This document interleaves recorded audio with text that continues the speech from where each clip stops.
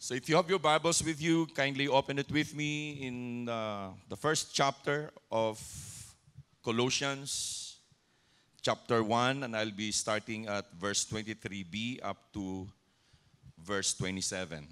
So Colossians 1, chapter 1, verse 23b to 27. This is the word of the Lord. This is the gospel that you have heard and that has been proclaimed to every creature under heaven, and of which I, Paul, have become a servant. Now I rejoice in what I am suffering for you, and I fill up my flesh what is still lacking in regard to Christ's affliction, for the sake of his body, which is the church. I have become its servant by the commission God gave me to present to you the word of God in its fullness. The mystery that has been kept hidden for ages and generations, but it is now disclosed to the Lord's people. Verse 27, to them God has chosen to make known among the Gentiles the glorious riches of this mystery, which is Christ in you, the hope of glory. Good morning, mga kapatid. Batiin mo ang iyong katabi. Let them feel that you're present. Batiin mo, good morning. Ang ganda ng buhok mo ngayon. Ayan. Okay? So, ganoon lang talaga yan. So, yeah. So, I'm glad that we are here this morning. And of course, tayo'y masaya, ako'y masaya at kalugod-lugod dahil nandito si Sir Mayet kasama natin. Successful yung kanyang surgery, yung kanyang operation, and let's continue to pray for her sa kanyang continuous at quick recovery. And of course, since napag-usapan na rin natin yung mga surgery na yan, I would like also to thank you for continuing praying kay Kirk. Kirk is doing well. They're worshiping with us right now. This is 7:18 ngayon ng gabi doon sa Calgary. And my family is worshiping with us online today. Okay? So, meron akong papakitang picture. O, yan.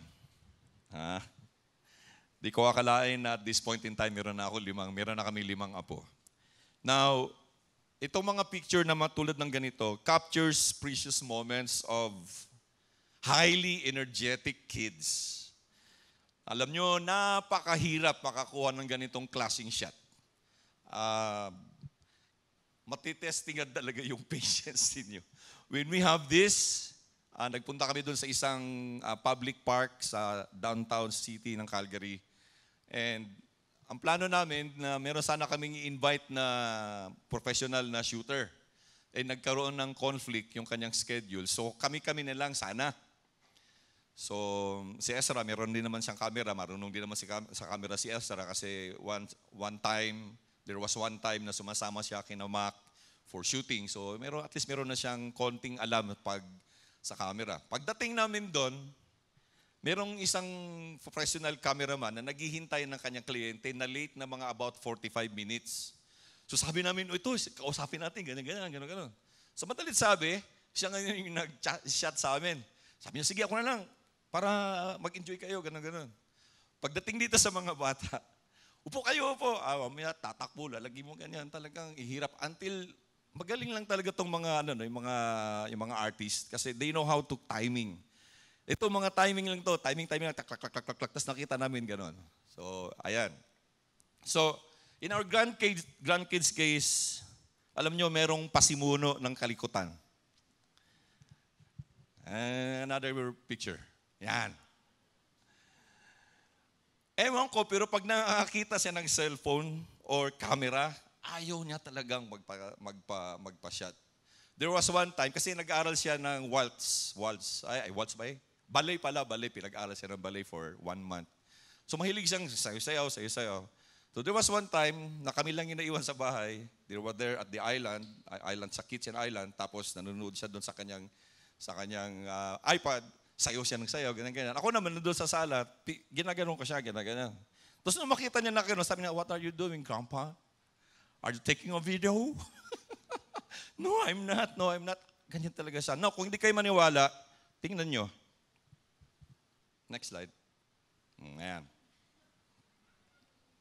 Siya lang yung naiiba dyan. Yung isa yung lalaki maliit na nakatingin doon, ayaw niyang tingnan kasi pag nakatingin siya, alam niya na gagaya din siya. So now, you see mga kapatid, kids are like that. Right? That's how kids are wired. Magtataka ka kung ang bata ay hindi malikot. Magtataka ka kung ang bata ay hindi full of energy. And you should be worried if children are not energetic. Right? But that's how kids are wired. Now, it would be a shame if we adults will do the same. Diba? Kung tayong mga nakakatanda na and will do the same thing, it will be a shame.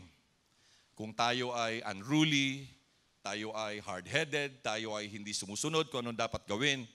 Now, we need to straighten out and kailangan nating mag-behave how grown-ups should do or how adults should behave.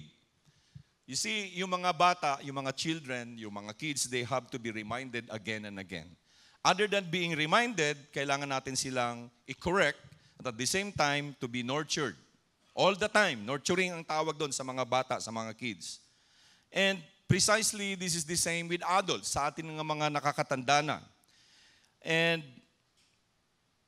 this is precisely kung bakit sinulat ni Paul ang sulat niya sa mga believers sa Colossae. There were false teachings, alam natin yon when we started this series, and they have become unruly. Unruly meaning hindi na nila nasusunod kung ano yung naituro sa kanila. Now, there were false teachings na nag-infect doon sa church, sa Colossian church. So that's why sinulat ni Paul ang sulat na to. And you see, this letter has been written many centuries ago. It's still the same message that is for us today in all the churches.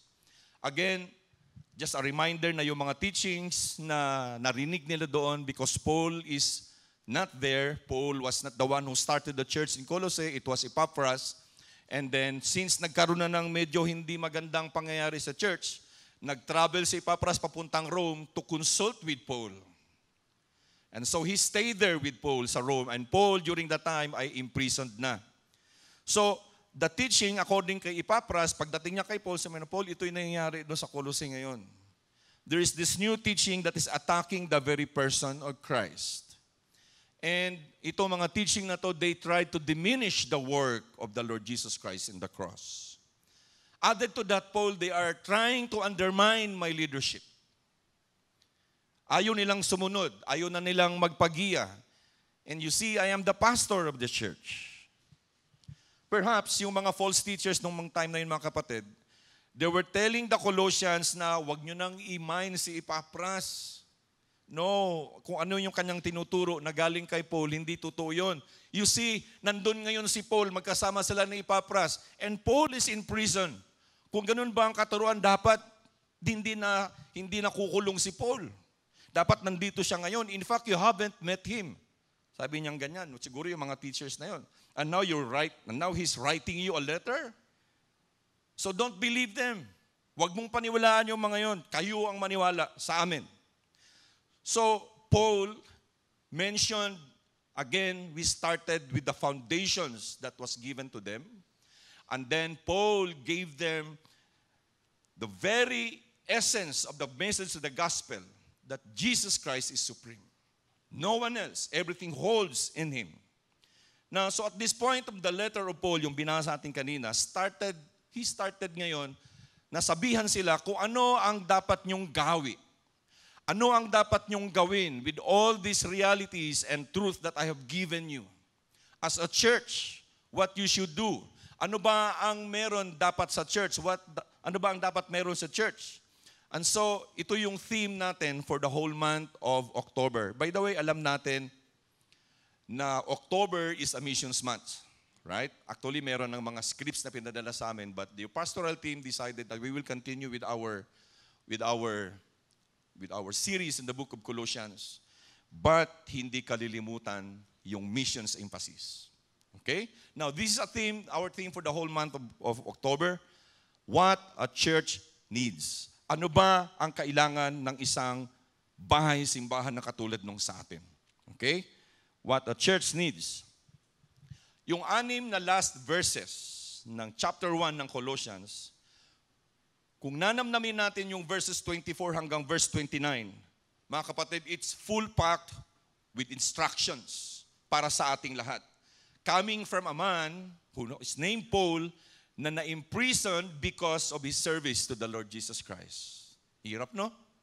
That you will be imprisoned because you're serving the Lord of Lords and the King of Kings. Isang spiritual mindset na I'm sure none of us can qualify, even me. But, yes, it is full pack of instructions. Now, despite sa challenge na hinaharap ng simbahan ng Colossae, excited pa rin si Paul para sa mga mananampalataya doon. And that should how pastors have in their hearts. With all the challenges na hinaharap ng bawat simbahan na hindi unique dito sa atin, kundi common sa lahat, dapat hindi nawawalan ng excitement ang mga pastors for the congregation. And this is my prayer that you, brothers and sisters, can see that excitement in us as your pastors in this church. Because even if there was a problem in Colossae, Paul was still upbeat. Upbeat pa rin talaga siya. He's still excited. Kung matatandaan ninyo, doon sa kanyang unang salvo, sa first few verses ng chapter 1, he commended them. Ang sabi ni Paul sa kanila, I commend you, I appreciate you because of your faith, of your hope, and your love. Faith, hope, love. Tatlong bagay na meron dapat sa bawat isa sa atin. So, Paul was a kind of man who is really a good encourager. Isang pastor, isang man of God na talagang hindi tumitigil sa pag-encourage sa kanyang congregation. Even doon sa sitwasyon doon sa Colossae where his person is being attacked. Ina-attack si Paul doon, not just the teaching of the Lord Jesus Christ, but Paul himself, he was being attacked by these false teachers. Pero hindi nawalan ng pag-asa si Paul. He was still very upbeat of the Christians in Colossae. So that's why sabi niya, I commend you of your faith, of your hope, and your love. Paul was someone who is ready to encourage. Instead na mag-retaliate si Paul, instead na sabihan sila lahat doon na kung ano-ano, Paul embraced them and he encouraged them. Galing, no? That's my prayer for all pastors. That's my prayer for all leaders in the church. That's my prayer for every one of us here. Na instead na mag-retaliate tayo for things na we have, alam nyo, kailangan talaga nating maging maingat kung ano yung ating mga naririnig, ano yung ating mga napapanood, at ano yung ating nakikita. Kasi, we have all the access right now sa internet. We have all these streaming platforms. And most of the things that are there, meron talagang theme of revenge. Merong theme of retaliation. Tayo naman nanonood, buti nga. But didn't you know? If we are being bombarded constantly with all these things, yung behavior natin ay naapektuhan. That is the reason why kung bakit yung mga loro marunong magsalita. Kasi kung ano yung kanilang naririnig sa loob nung, kung sila ang tinitrain, yun yung kanilang laging nasasabi. So that's why Paul, instead of retaliating, he encouraged them. That's what should a Christian should do, right? You agree with me? Tapikin mo yung katabi, sabi mo, agree na tayo kay Pastor Dante. Kasi yung iba sa inyo, ganun lang. Because it's really hard to encourage when you are being hurt. Tama? But Paul was encouraging this. So, you see, our message today, we can sum up yung mga last verses ng chapter 1. We can sum up two things kung ano ang ibig sabihin ni Paul, what the Colossian church needs and what our church today needs. Kailangan dedicated servants and growing servants. That's a summary, it's a snapshot of the last 6 or 9 verses of chapter 1 ng Colossians. Ito yung gustong ipaabot ni Paul sa mga taga-Colossae at gustong ipaabot ng Panginoon sa atin sa ngayon. The church needs dedicated servants, not just dedicated servants, but growing servants. So this message is still the same today. Hindi nagbabago yan, mga kapatid. Paul, hindi siya kilala ng mga taga-Colossians. So that's why ang ginawa ni Paul, he has to introduce himself. Most Bible scholars, yung last verses ng chapter 1 ng Colossians, they consider this as a standards for pastors to follow. Ito yung standards ng mga pastors na dapat sundin. Yung last verses na to ng chapter 1. But I would rather look at it differently. Because ministry is not just for pastors, it's for everybody. So it is not for the pastors only, but all followers of Christ. Sa lahat ng sumusunod ng Panginoong Kristo. So, inintroduce ni Paul yung kanyang sarili sa mga taga-Colossians doon sa kanyang sulat.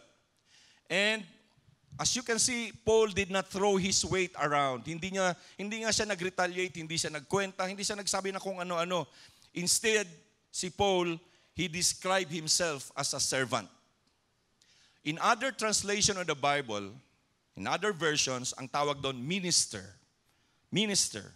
But the word minister, the original Greek word of the minister is translated into servant. Ibig sabihin, pag tinawag kang minister, you are a servant. And everybody is a minister and a servant, not just the pastor. So Paul effectively was telling them na lahat tayo, lahat ng mga nandun sa Colossae are servants of the living God. You see, service or ministry is not limited to pastors only. Again, I would emphasize that. Hindi siya limited para sa mga nakatayo lang dito sa pulpito. It is the role and it is the service of all. It is for all who follow the Lord Jesus Christ. Kaya, mga dedicated servants, they must serve the Lord well. Okay, so ito yung title ng ating mensahe sa umagang ito. Dedicated servants must serve the Lord well. You see, in my kabataan, in my youth, I used to play basketball. Nung time kasi namin, medyo hindi ganun katataas yung mga, ako yung medyo pinakamataas sa amin. Right? Pero hindi ako nakakapaglaro. I am not the star of the team. Okay? I am the star of the bench. Alam niyo yun? Bench warmer ako eh. Hindi ako nakakapasok sa laro. Nakakapasok lang ako sa laro kapag kalamang na kami. Pero you know what? I am the star of the bench. Kasi I cheer on my co-players when they're playing. Sa lakas ng boses na to, kaya nyo yan, sige, kaya nyo yan. Tapos titingin ako sa coach. Yung coach naman, ayaw niya talaga ako ipasok. But you see mga kapatid, there is no such thing as a bench warmer. Walang tinatawag na bench warmer. You can always contribute. Whether in sports or whatever. Bench warmer, yung nakaupo ka lang, yung wala kang silbi, hindi ganun kaya ka nandun sa team eh. Dahil may kagamit-gamit ka. Maaring sa practice, maaring, but in the middle of the game, you can still be used. So there is no such thing as a bench warmer. And totoo yan sa church. Walang bench warmer sa church. Katingin ako sa inyo lahat. Sino mga bench warmer dito? Nag-iisip na bench warmer kayo. Nakaupo lang sa pew, walang ginagawa. Alam niyo mga kapatid, we have to be reminded that each one of us, binigyan tayo ng appropriate amount of gifts and talents. And kailangan nating gamitin yan. Alam niyo yung mga muscles, pag hindi ginagamit, kinakain siya at nangyari doon, tawag doon atrophy. Sa law of thermodynamics, ang tawag doon atrophy. Dahil nagagamit, kinakain. Now, I'm trying to reduce weight. I'm trying to, curb away from my intakes, especially sugar and carbs. Ang sabi sa akin ni Kirk, wag mong hayaan na ganun lang kailangan mong mag-gym or mag-weights kasi kakainin ng sarili mong katawan yung muscles mo. And you see, this is the same with our talent. Kailangan gamitin kasi kakainin yan at hindi mo na magagamit. And each one of us ay binigyan ng appropriate na talent ng Panginoon. Remember the parable of the talents? You can remember the parable of the talents. Merong isang servant na binigyan ng 5 talent. Ang isa yung pangalawa binigyan ng 2 talent. yung pangatlong servant binigyan ng isa. So their master went away for so many years. And then when the master came back, he called on yung kanyang tatlong servants. Yung nabigyan ng 5, sabi niya, here is what you have left, given me. I doubled it. 10 na yan. Yung pangalawa, here is what you have given me. 2, I've doubled it also. Asan yung isa?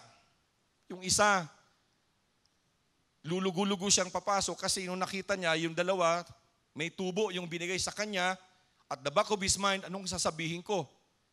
Kasi, ang ginawa niya, ibinaon niya sa lupa yung kanyang talent kasi ayaw daw niyang magalit yung kanyang master kung sakaling maubos.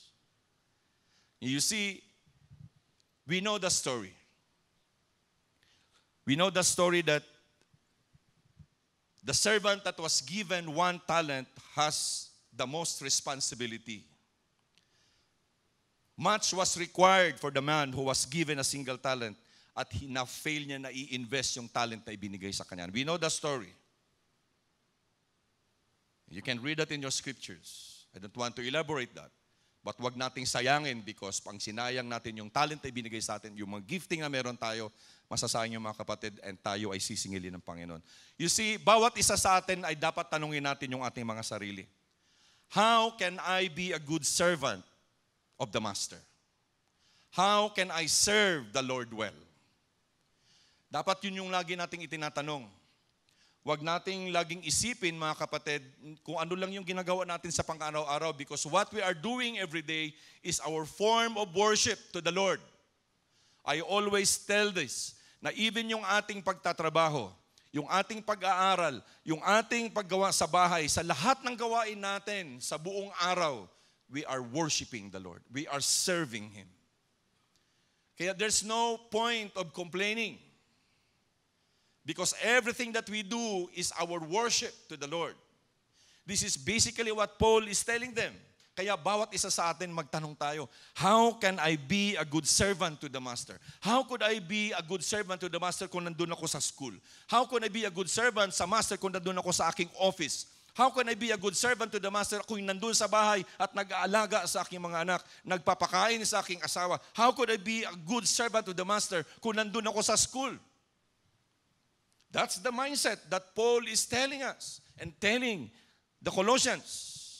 Now, ang answer ni Paul, mga kapatid, is very clear. Sa verse 23b, sabi niya, he said that he was made or became a servant of the gospel. And then he expanded on that topic doon sa susunod na mga verses. First, Paul mentioned that that service to God is continuous.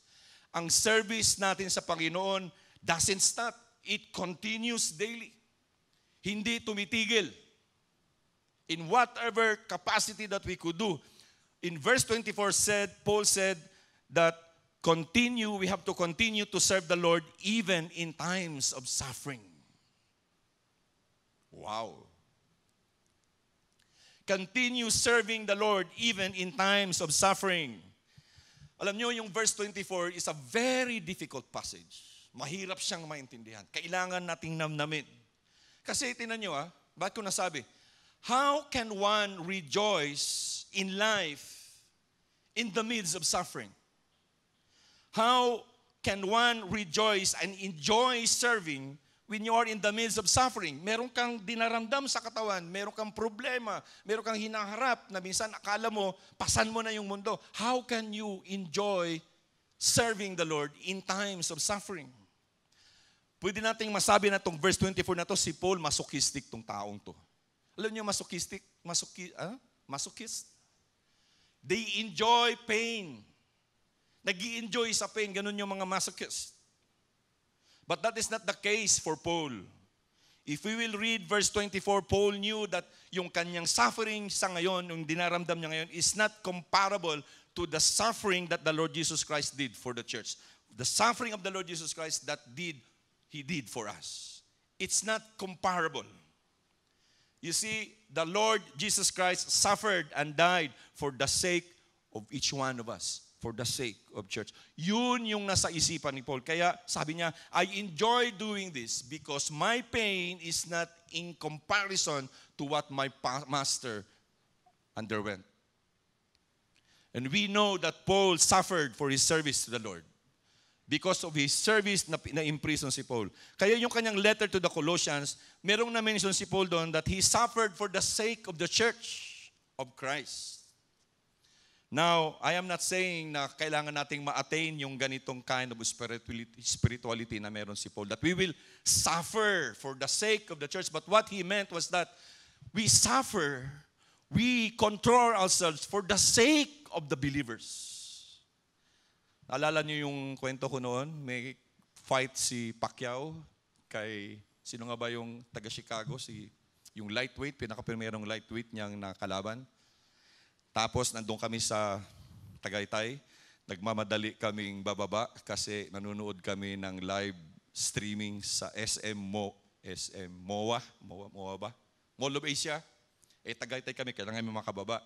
That was the kasagsagan ng ating top noon, Brother Ray. Dala-dala ko yung aking Bible every time. Ang daming tao kasi long weekend. Ngayon, may in-order kami. Ang tagal ng order. Nag-aalburuto na ako kasi pressured for time na. Alam nyo yun? Naalala nyo? Bit ko yung Bible tapos pinagalitan ko yung nasa counter. Yung nasa doon sa concierge. Dala-dala ko yung Bible. Naalala ko na lang na meron akong ballpen, meron akong notebook, meron akong Bible. Tapos pinapagalitan ko sa tinago ko na lang yan. Nahiya talaga ako. That's what we meant. You suffer for the church. To control ourselves. Now, I'm not saying na mag-suffer tayo katulad ng kay Paul. But I'm saying that whatever suffering or hardships or trials or challenges na meron tayo sa buhay natin ngayon, it should not stop us from serving God. Serving the Lord well is to serve Him even in our times of difficulties. Alam niyo, dito ako saludo sa asawa ko, kay Gina. Hindi siya nag-stop in serving the Lord when, in whatever capacity na kaya niyang gawin during her time of ailment way back in the early 90s. Alam niyo ang story ni Gina. When she was diagnosed to have cancer, nagka-depression si Gina. She was so thin. Depression, I mean, something na nung time na yon ay hindi pa na may gamot pero hindi katulad ngayon. You see, she fought it with grit and God gave her the courage to face yung depression na yon with all the medications, but she did not stop serving God. Sa atin kasi, pagka meron na tayong nararamdaman sa ating mga katawan, our tendency is to go away from the Lord. But you see, the best thing to do when we have something in our lives is to go nearer to God. And that's what Gina did. Depression, mahirap yun. Ako hindi ko alam kung anong gagawin ko. But we prayed. And she continued on to teach in the Sunday school. She continued to with our choir, some music. And she continued being with the women. And to make the long story short, Gina is now very, very well. Even in the midst of suffering, she continued on. Those earlier days, mga kapatid, na-alter talaga ang mga buhay namin doon. Both of our lives were altered. But it has changed us for the best. Hindi kami tumakbo. There was time that we attempted to get away from the ministry.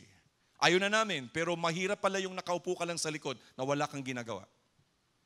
Your tendency is that you will be run away from God. So our service to the Lord is not only during the good times, but in bad times as well. So, lagi ko naririnig to sa dati kong boss na si Mr. Al Aboitis, who is now with the Lord. Yung leadership jargon na lagi niyang sinasabi sa amin noon when I was still a very young engineer. Sabi niya, you have not to ride the wrong horse for a long time. Jargon yon, leadership jargon. Not to ride the wrong horse for a long time.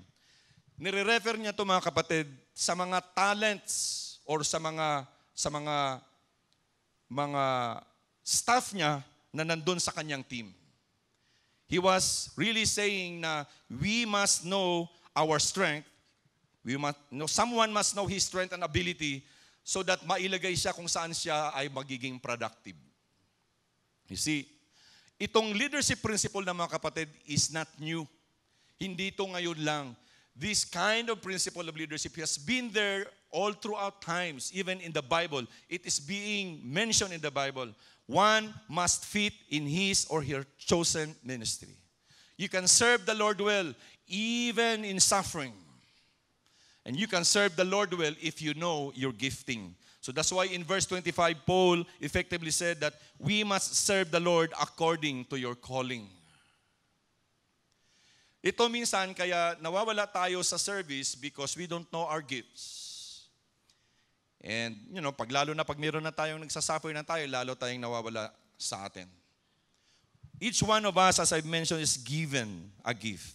So we must serve the Lord according to our calling. Sa case ni Paul, he was commissioned. Doon sa verse 25 said, I was commissioned, sabi niya, or called to be a preacher of the gospel. You see, yung kanyang training kay Gamaliel, when he was still not a Christian, prepared him for the ministry kung nasan siya ngayon, nung time na yon, in the future. So, itong subject about God's calling is an exciting subject or discussion during my 2-year diploma for studies in the Christian vocation. Kasi ang teacher namin dito was si Dr. Tano. Sometimes we think that ministry is only confined in the church. Dito lang, ministry. But you see, in reality, service is bigger outside of the four corners of this church building. So, dapat isa-isa sa atin, alam natin kung saan tayo effective at kung saan tayo productive for the Lord. We can do all things, gusto natin, pero you see, karamihan sa atin, if not all of us, is struggling in our work. Struggling to be promoted. Struggling to whatever we do in our lives because we don't consider it as part of our service to the Lord. In service, we must know our calling. Hindi pwedeng maglagay ka ng square peg sa round hole. You agree with me? Alam nila yan. Papagalitan niyo yung kanyang mga workers na pag naglalagay sila ng square peg sa round hole. You cannot fit it there. Pwede mong pilitin, pero masisira. So just remember that Paul, he used to think like that. He tried to destroy the movement. He tried to destroy Christianity. He started to lead the killing of Christians during his time. Detail yan sa Book of Acts. Meron tayong year-long series on the Book of Acts. In fact, he was standing there unapologetic when Stephen was being murdered. Kasi akala niya, this is my service to God. But he later realized at nalaman niya yung kanyang calling when he met the Lord finally on that road to Damascus. Acts chapter 9.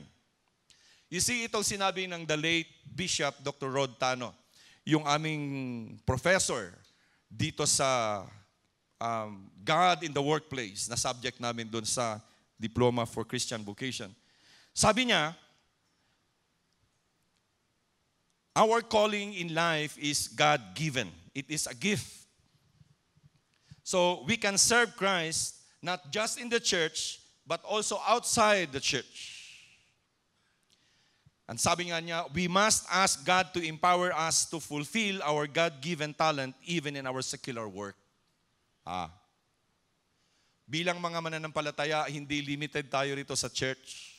Even in our secular work, dapat alam natin yung ating talent on God-given talent. Dapat ibinibigay natin yun. There are many giftings in the Bible. And one example of that is stated in Romans 12, verse 6 to 8.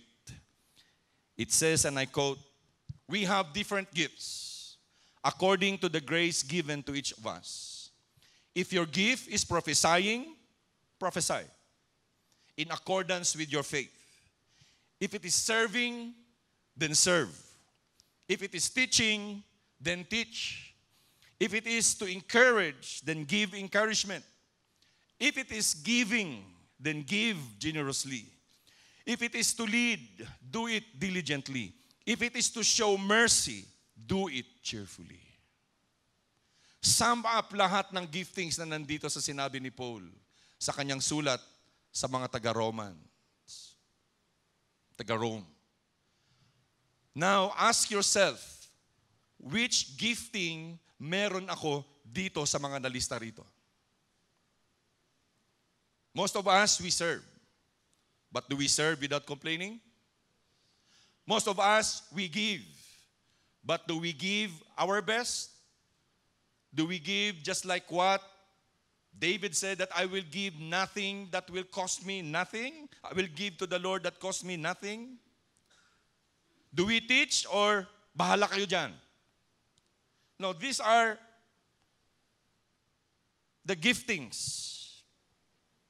Dr. Tano served as bishop ng ating Kamakot for 5 years or for 1 term.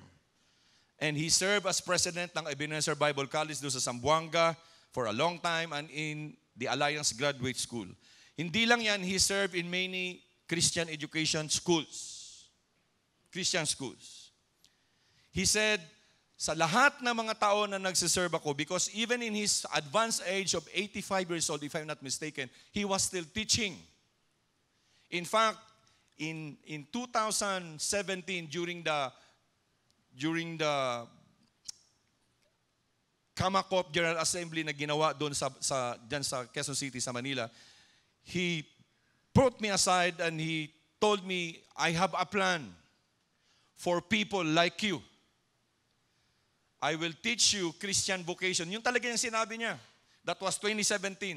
And then come the pandemic. We started that Christian vocation school. In his time, si Dr. Tano, sabi niya, in all of those years of service, I would not have been successful without relying to the power of the Holy Spirit, to the power of God. Yes, we should serve the Lord according to our calling, but wag nating kalimutan, now, if we will do our service according to our own strength and talent, mag-struggle talaga tayo doon. But if we serve the Lord with relying in His power, tuloy-tuloy yan mga kapatid. Tingnan nyo, you'll never be discouraged. Meron mang discouragement, pero makaka-recover ka uli. I'm talking and speaking about those young people that are involved in the ministry of the church. Start doing that. Rely on the power of God, not relying on your own self. Because if you rely on your own self, chances are you'll be discouraged and you will run away from the ministry and you run away from God. But I appreciate our young people here. Gusto kong palapakan natin ang Panginoon sa disiplina ng ating mga young people dito. This morning, come on, palapakan natin ang Panginoon for their lives. Hindi ko sila inuuto. Dahil wala akong mapapala kung uutuin ko sila. Sa totoo lang. But I praise God for their service. And I praise God for the service of the leaders of this church. Pero mga kapatid, wag natin kalilimutan that if we serve the Lord, we must serve relying in His power while we are serving. Pero merong isang service na non-negotiable para sa Panginoon. This is the kind of service that is required for all. Irregardless kung meron kang itong mga gifts na to. The Lord wants us to be part of this ministry. Sabi ni Paul sa kanya mga readers, sinabihan niya, there is that mystery that he says has been kept hidden for ages and generations. Merong mystery. At yung mystery na to was disclosed to the Lord's people. So there was a big probability na yung mga false teachers during that time, sinasabi nila sa Colossians Church na yung mga teaching na sinasabi ni Paul, wala yan. Dito sa teaching namin, may mga secret. There's a secret truths and mysteries about these beliefs and you have to go and, parang ritual. Kaya ang sabi ni Paul sa kanila, he wisely told the Colossians that a mystery was kept hidden for generations. At yung mga Colossian Gentiles, they were chosen by God to make this mystery known to them. Ano yung mystery na yun? The mystery that Paul was telling them is the glorious riches of Christ in them, who is the hope of glory. Kung ibinigay yun sa mga taga-Colossians, it was also given to the church of ABCC. Amen? Amen? The hope of the glorious hope of Christ's riches. So, we must serve the Lord by giving hope to the hopeless. This is the kind of service, mga kapatid, na nandun sa pinakataas na priority list ng ating Diyos, ng ating Panginoong Jesus. It is in His list, the highest in His priority list. Nabanggit ko na kanina na today or this month is Kamakops Missions Month para magbigay emphasis on the sharing of the gospel. Christian and Missionary Alliance Churches of the Philippines. Again, mga kapatid, yung mystery na yan that was given to the Colossian believers was also given to us. Christ is our glorious hope. We must share this to all. This morning, while I was reading here sa umaga, nabasa ko yung reflection in Psalm 47 ni Dr. Averil Aragon. I would like to call the praise and worship team to come up now. You see, ang sabi niya doon, and I would like to quote him, na kung bakit tayo ay nag-i-struggle in our lives in praising God and even making an influence to the world, to give hope to the hopeless. Itong sabi niya, and I quote, we tend to think and behave like God is only the God of our small, hidden community of faith in a small corner. We think that our God is too small. No wonder our influence in the world is nil. The world does not take us seriously. We have not impacted all the spheres of human interest, arts, music, economic activities, science and technology, politics, sports, and gender relations. It's about time we see God through fresh eyes if we want to make an impact in our society.